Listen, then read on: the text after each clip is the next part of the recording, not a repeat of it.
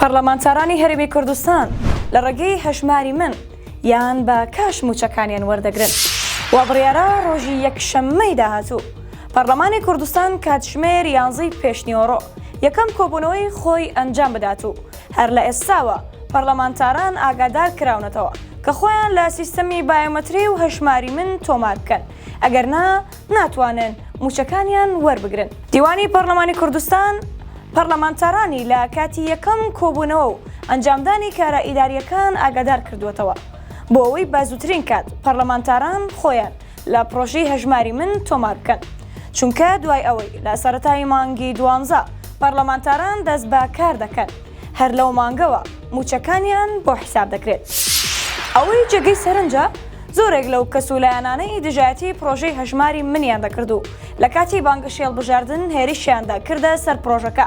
ئێستا بە ناچاری لە پێناو وەرگرتنی موچەکانیان دەبێت خۆیان لەو سیستەما تۆمار بکەن، ئەگەرنا بە پێچەوانەوە ناتوانن موچەکانیان وەربگرن.